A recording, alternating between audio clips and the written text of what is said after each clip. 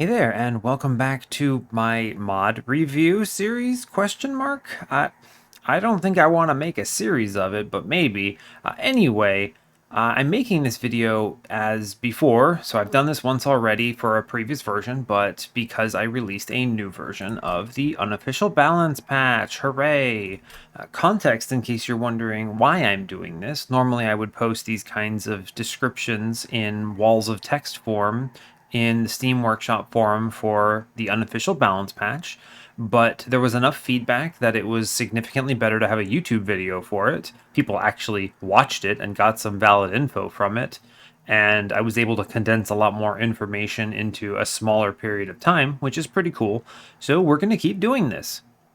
So if you keep track of anything I do on this mod, I have released the version 2.0.2.0 patch for the unofficial balance patch, and it's not as big as the previous patch, but it is substantial in its own way, and I'm pretty hyped to tell you about it. So, of course, there were a couple bug fixes, but I think it was just like some tooltip errors on some random cards. If you've run into these should be for you. Why'd I go to challenge? Logbook, please. Thank you. So if we go to cold channel, there was a problem with cold channel's shard number interacting incorrectly with Cuttlebeard. So, shard channel, cold channel rather, should apply the +2 from Cuttlebeard after the effect of the card reads, so it actually doesn't change the card text here. And I had to change that and fix it up because it was bugged out. It would show you applying way more frostbite than you were. So that's fixed. Hooray. The next bug fix was, where is it? In Umbra on Kindle. Yeah, this could do some weird stuff if you had, what was it? I think if you, this is kind of a little niche here, but I think if you played spells with Kindle in your hand and made this cost more energy and then hovered over it while you were at 0 ember, it would show you like ending at negative ember, which is just a cosmetic bug, but people reported that, so I fixed it. It will now no longer show anything under 0, which is fun. So nothing too crazy in the bug fix section, just some cosmetic stuff. None of that actually affected gameplay. As always, though, if you run into a gameplay issue with the mod, please report it to me however you can. You can either do it on the Steam Workshop, you can hit me up on Discord, you could leave a comment on this video or on any of my modded gameplay videos, and I will add it to the backlog to get fixed for the next version. Usually there's not many problems. I've only encountered a couple over the ages, but yeah. The things I'm more excited to tell you about are the other changes to this whole setup. So I was thinking about how to approach visualizing this, but I think I'm not going to do anything too crazy. But probably the biggest thing that I did in this version of the mod is I significantly optimized the startup time for Monster Train while you have the mod turned on. This has been something that I've gotten a lot of feedback about over the years. Years? Has it been a year? Okay, the months, I guess I should say. And basically, because this does so much localization updating, you can see like it just changes so many cards in enough ways, it was building up like enough of a backlog of activities that it has to do at the beginning of when you turn on Monster Train, when you actually start like initializing all the work that it does. And it was causing this thing to take something like 4 minutes on some machines of a black screen that Windows thinks is a frozen game in order to actually load. Well, I have reduced the load times for this mod by something out of this world. It's on the order of like 60 to 95% reduced load times, depending on your computer specs, right? So if your computer's bad, you're going to have a little more overhead on handling mods in general. So you're probably going to get less percentage improvement. But if your computer's really good, you can turn this mod on and turn on Monster Train in like 20 seconds tops. And Windows doesn't actually tell you it's a frozen application anymore, which is pretty exciting. So that is a massive improvement that I'm super excited about. And I will credit Ned Society 4645 on Discord for his clever solution to this issue. Basically, because it saved me a ton of time in implementing it. I had always been evaluating making this change, this optimization, but it was a ton of work. And my approach was going to be kind of the Trainworks approach. So, I have that Trainworks mod tools installed. There's a baked in way of approaching this kind of an optimization in here, but it's inconvenient to maintain. So if I were to change card text later on, it just kind of gets real unbearably difficult to work with, and it takes a lot of time. It was very kind of cumbersome to work that way. So I'd always kind of put it off, made small progress slowly over time. But he had an idea for kind of dynamically generating the localization CSV on the fly, and his idea also made it extremely easy to implement. So I just basically spent an entire weekend and banged it out, and we have a super optimized unofficial balance patch now. So big thanks, great idea. I hadn't even considered that code suggestion, so I'm really glad he kind of jarred me into thinking it. He kind of hit me with it, and I was like, wow, you're right, I'm an idiot. I'm glad you said something. Did it that way, big improvement. I was thinking about restarting Monster Train on the video here to show you how fast it loads for my computer, but one, I don't think that's super useful, and two, a big black screen on a YouTube video is probably not good for content. So my recommendation is to just try it on your own. You will not be disappointed. It'll be good. Right, sorry, I had a cough there. Ugh, gross. Anyway, that is everything at a top level from bug fix or optimization performance stuff. So let's hit on some of the card changes that I have here, because there are some fun ones. So we'll head over to the logbook and start talking about them. As always, I will give you some idea of why I made the change I made, what it's good about, and how I think about it in playstyle. The first one, and one of my favorites, is, it's this guy, but let me just pull him up in his own page. Consumer of Crowns. Look at that fella. For those of you not watching the screen, he is now 8 Ember instead of 10. He has 60-40 stat line. That's a minus 40 stat on attack, by the way. He reads on the final, as card text says, Slay, gain multi-strike 1, costs minus 1 Ember per imp unit in your deck. There's two changes here. First, the obvious one, he has a Slay effect where he gains multi-strike on Slay. And this is why he had to have a nerf on his attack stat, right? Because the scaling level here is pretty out of control. It's definitely the strongest scaling Slay ability in game, and it's very good. The second part of this is the way that Consumer of Crowns interacts with imp units is different now. It is now minus 1 Ember per imp unit in deck. And that means that this unit is now playable on turn 1 if you have enough imps in your deck. So, if you have Queen's Implings, this dude's 3 cost.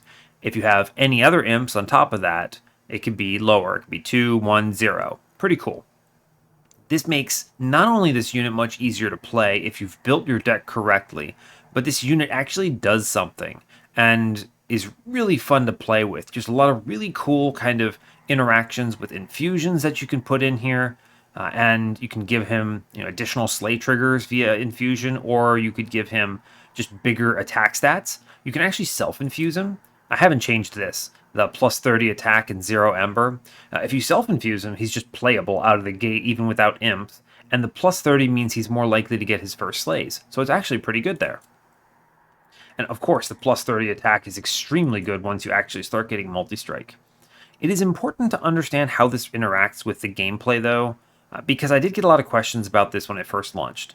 So if you kill an enemy while attacking and you gain multi-strike, you don't get to immediately take that extra hit in that round of combat. The number of hits in your turn is decided in advance when you start your attack sequence. So if he has multi-strike 1, he hits twice, even if he kills things and gains multi-strike while in attacks. That's important for the balance, right? Because if he could just kind of kill one thing and then cascade and kill whole waves, I would have to have nerfed him very, very, very much beyond the -40. He would have to be like 30 attack, and it would be a lot harder of a ramp to get that first kill. But with this, you can do some fun things. Not only does the multi-strike make him better for taking rage or stat buffs in general, but it also means that this dude is a relentless machine. You can actually use it as a backline, a proper backline. Feels like a real rare unit now, which is extremely fun. And the other part that I really like is I managed to keep the flavor of the unit intact. It still gets cheaper to play per imp. It's still expensive, it's still big, and it still has a very comparable stat line. But now it just feels like it has more oomph. And the fact that this dude has a slay trigger plays really nicely into its lore too. If you kind of, I'm not going to read the lore, but basically this dude is an arena fighter and just beats the crap out of folks and gets cooler. So the fact that when he actually beats things up and kills Winged, then he gets buffer and can take more swings. Very cool scaling ability. I'm a huge fan of this. So that is that guy. The next two I'm going to talk about together because they make sense. If you've watched any of my modded series, you will know what these are. If I go into Stygian and I type mage, does that really? Oh, it's because of the word damage, huh? Maybe I can space it? No, it doesn't work. Mage with unit? It's close enough. The two that I wanted to hit on here are Cuttlehex and Molluscmage. So you may notice they no longer have phased. This was a thing I tested that thematically made sense and had some benefits, but I ended up removing due to really problematic interactions. So if you've heard me play any of my modded Monster Train series, and any time I encounter these units, you'll hear me talk about how I was probably going to remove it. And the reason is because any shop upgrades, infusions, or anything that gives stats, status effects, or whatever, they are completely wasted on these units. Because with phased, they never interact with the enemy floor ever. And I could obviously disable them from getting infusions or whatever, but that's not a great solution. It doesn't feel good when they don't interact with a large portion of the game's mechanics, and it didn't even really fix their problem. The biggest problem these units have is that they take up space on your floor for the effect. Like plus 10 magic power is incredible. It's really strong, but it's almost never worth one space. You'd have to be generating space via something like Hef or Wingmaker or Space Prisms or whatever, Crucible Extension, etc., in order for this to ever be a meaningful take. And even with things like Space Prism and so forth, the draw order matters, right? You could see the Space Prism after the Molluscmage and then it just never gets played. There's a lot of things I could do here. I'm exploring options for how to improve them. The big problem, of course, being that their size, they take up space, and they cost Ember. And they're also, they just kind of die, and you have to draw into them. So there's a lot of things. Like, they're good, but you don't love them. It's weird because both of their abilities are also basically cloned from relics, right? Cuttlehex is actually just Icicle Fracture, and Molluscmage is actually just any of the magic power relics like a Locket or something. I guess it's closer to like Temper Talisman, but better. But when you look at these dudes, they're like not great, and the relic versions of them are really great because one, you don't have to draw them, two, you don't have to play them, and three, they don't take up space on your floors, and you don't have to protect them. So I have some considerations, things I'm thinking about. I could make them free, 0 Ember. I could make them give their space back when played, but that has some other bizarre interactions with like Transcend Imp or something. It's tough. It's tricky. I'm not really sure what my thought process here is, but yeah. If you have ideas for what you want to see the Cuttlehex Molluscmage units do, they definitely need help. I've explored a lot of things at this point, and I'm not happy with it. So for now, they're just default. I've unmodded them, essentially. So that is what we're dealing with there. All right. The next two units I'm going to, again, talk about as a group because they interact with one another. We just go to Crucible, and we talk units. You'll notice some changes here. The Crucible Collector and Crucible Warden, they now have his stats in their Gorge abilities. The Collector, which is the lifesteal dude, now gains +2 health, on Gorge in addition to the lifesteal one. And the Warden, which is the damage shield fellow, gains +1 attack in addition to the damage shield one. So they gain stats. There's a really good balancing act here where, the HP is less valuable than the attack stat on these units. So I was able to use a different number while still keeping, on the collector, of course, he gains 2 as opposed to 1, while still keeping them analogous, which is important for the design of these cards. They need to be essentially echoes of one another, but with slight changes. So, lifesteal health with damage and damage shield. The nice thing about lifesteal and health is that one of the biggest problems with the collector in the DLC is that when he gains lifesteal, but the problem with lifesteal is that he has to hit in order to heal, and he has to do enough damage to heal his life. So you basically are encouraged to pump his HP in order to keep him alive, but you're also encouraged to pump his attack. And the question then becomes, okay, well, how do I do both, right? You always kind of have a little bit of a struggle here. And because lifesteal is reactive, you have to take damage and then attack back. It's a little less good than damage shield, where damage shield's proactive. You play it, you use it, and then it blocks incoming attacks for you. So you never take that damage and then have to heal it back. So that let me kind of put a +2 HP on the collector so that it scales its own life and you can focus on its attack stat. So you could give it, like, I don't know, any kind of an infusion that supports this thing. It's still kind of a weird unit, but it is an improvement. It's a significant improvement, in fact. The Warden, however, gains a little bit of attack stat here because he has such good proactive defense, rather, by the damage shield. So this lets this thing get a little stronger. You could put multi-strike in it and feel pretty good about it. +1 there. So no changes to their infusions. I think their infusions are good in weird ways.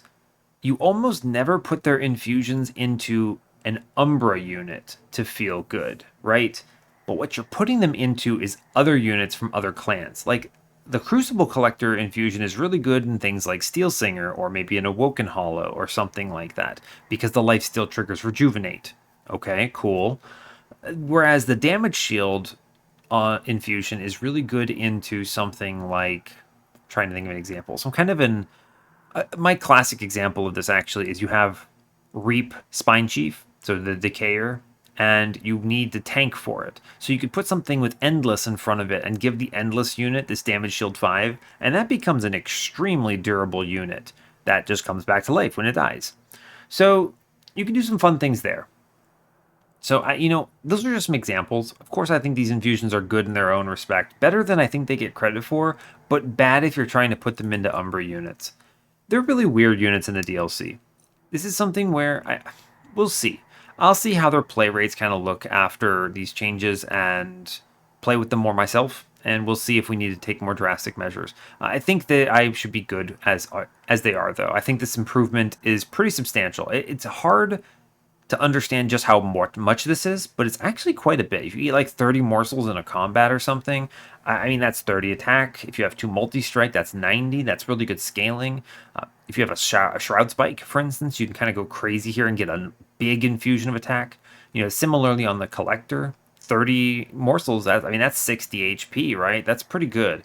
So you might not need to put so many +25s into it or whatever. So those are the changes to the Crucible fellows. Let's see. The next one, not too crazy. This is actually a very minor one, but I'll talk about it. Devourer of Death down here. He does the same thing as before, but because of the fact that this unit's soul persists on death, it actually behaves more like a normal tomb. And so if I search for tomb, you'll notice that I gave the tomb subtype back to Devourer of Death. This thing used to be a tomb when the game released, and it was changed to a wickless because you didn't want Devourer of Death interacting with, the Molten Spout, where is it called? This guy, Melting Spout, because tomb units get +30 and burnout 1. The main problem with it was that you would take this, and it would give burnout 1 to your Devourer of Death, but because Soul was not persistent, Devourer of Death would die and then lose all of its ability after 1 turn, which was really bad. So they changed it to solve that problem, and I got a chance to change it back because I also solved their problem by making Soul retain on death. So pretty cool. It's not a huge change outside of that, but it is an important one, I think. This is something I'd been meaning to do, and I just kind of forgot about after time. And enough people reminded me that I did it. So that's good. And let's see, there's one more card that I changed in this patch, so it's, a smaller one, but still. Let's pull it up. It's in Wormkin, and it is Ambient Charge. So you may not remember what this does in the base game. In the base game, let's see if I can remember it. I believe this is the extract 3, draw 3, right? At 0 cost. And it's okay, right? It's okay. But there's a lot of things that I think are missing from Wormkin to make it, one, a more cohesive experience, and two, to make it a little easier to understand for players, newer players in particular. And one of the problems of Wormkin is that there's two sides of the clan that don't interact together very well, outside of a few relics. You have the one side, which is strictly kind of like reap or interacting with echoes directly. So this would be your Inspire trigger units, your Shard Soul Carver, your Keeper of Echoes, your Spine Chief. This would also be your Bogflies, your Bogfly Chrysalis, things that want a lot of echoes, or the things that spend echoes. So this is also your extract cards and such. There's that side of Wormkin. And then there's the other side of Wormkin, which is doing stuff with consume cards. And this is where you're playing your etch cards, your Echo Right. You have your First of Kin. You have, I guess, technically, Bog Deep, Cocoon, and Glareminder count because they have components on them that say etch, either eventually or immediately with low value.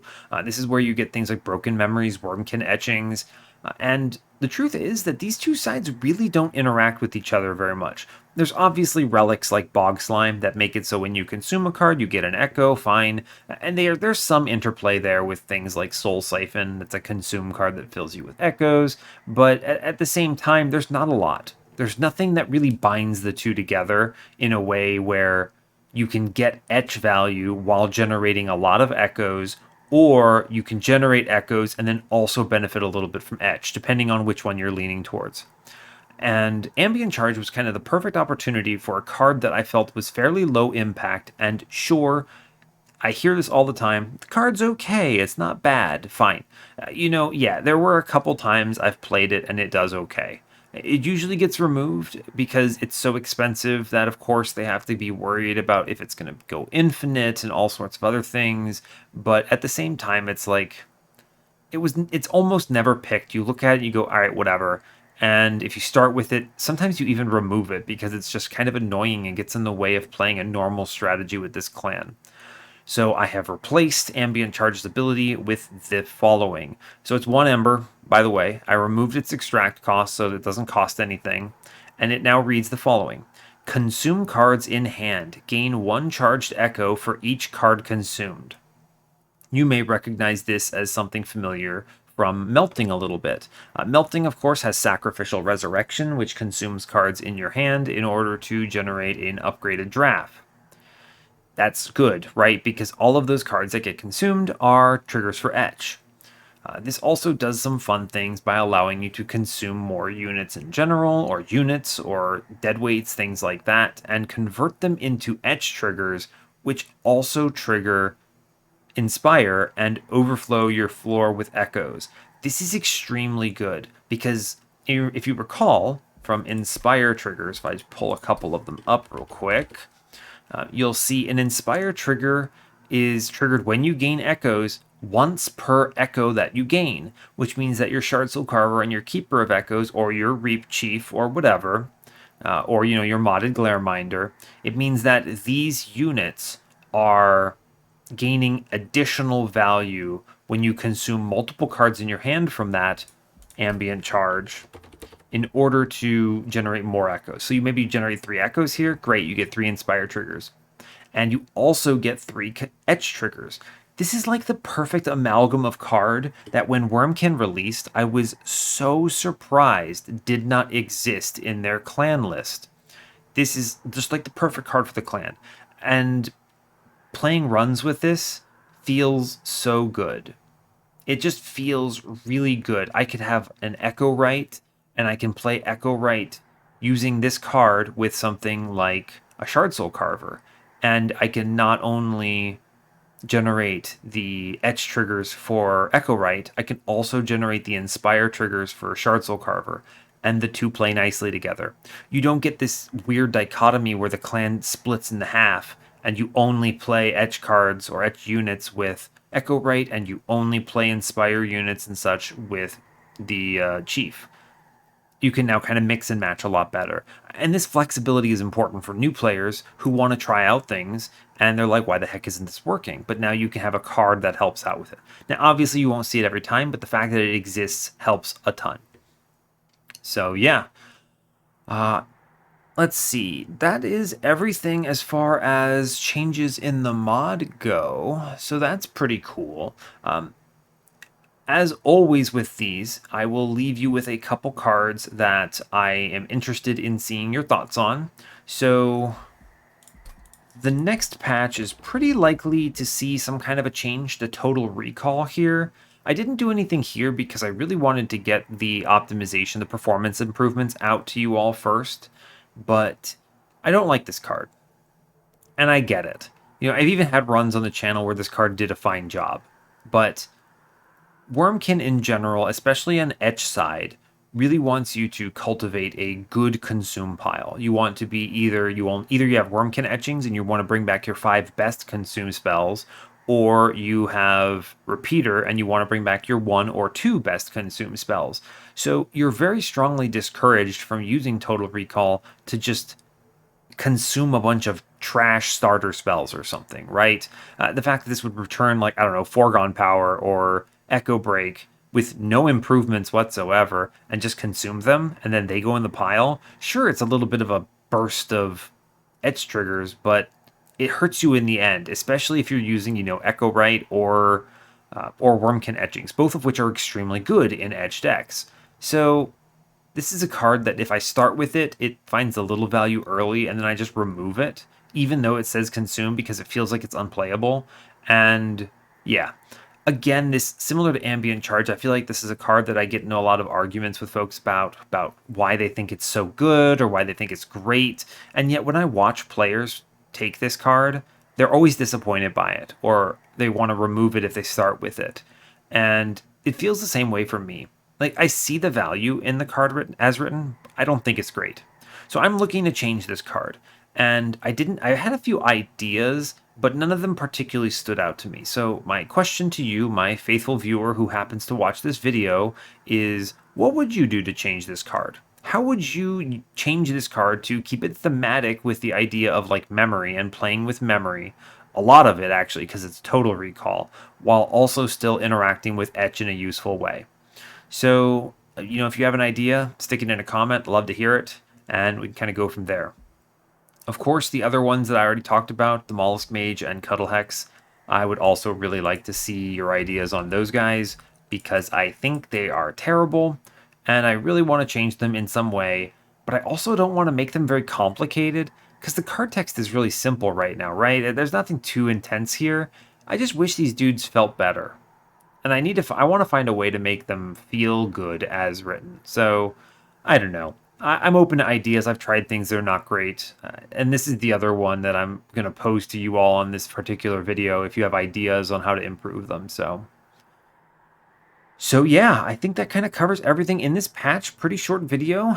I don't think anyone's complaining though. A lot of good stuff here though. I'm really pleased with it. I'm glad to get it out. It makes playing the mod feel much better overall. So especially with the optimizations and seeing some of those improvements elsewhere. So that's everything I've got for you. As always, you know, if you have thoughts or whatever, please let me know. I really appreciate your time for sticking it out and watching this. And yeah, give the video a like if you feel like it. You could dislike it if you hated it. Subscribe to the channel if you want to see more. I play this series with this mod pretty regularly. There's a whole playlist for it. So check it out if you care about modded content. And otherwise, subscribe if you want to see more. And I'll see you in the next one. All right, folks, take care.